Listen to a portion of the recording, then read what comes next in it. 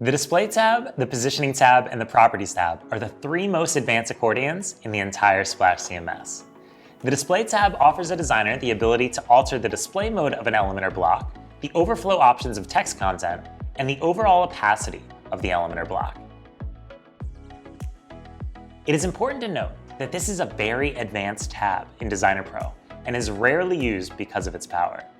Most designers avoid it altogether, but we are happy to walk you through what's available anyways, because we never limit our designers.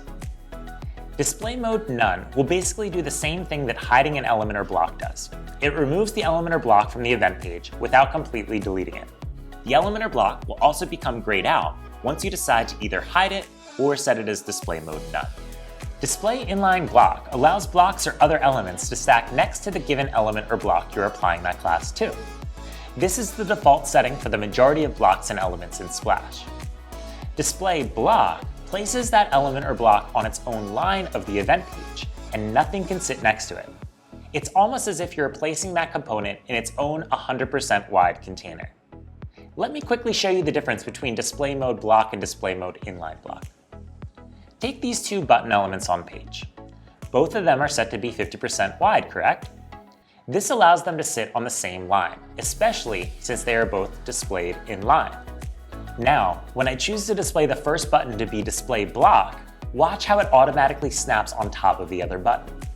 This seems pretty simple, but I warn you to use this feature sparingly.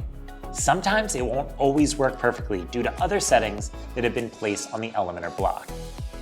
A better practice to stack elements or blocks on top of each other is to simply hover your mouse over a certain element in the Layout tab, and notice a bonus feature in Designer Pro that populates reading Wrap Element. This lovely button, when clicked, throws an element into its own 100% wide container. Now, no other element can sit inside of it, regardless of its width. Pretty neat, huh?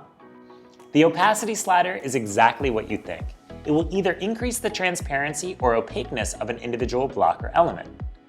Most commonly, the opacity slider is used to increase or decrease the intensity of a color mask element, most often found inside cover blocks. Watch as I click into the cover block and select the color mask element. I can change the color value of the mask if I want by selecting a different swatch, and then I can lower the opacity of the mask via the Display tab. Just like the majority of the editing features, the Display tab can be updated independently in the mobile and tablet workspaces as well.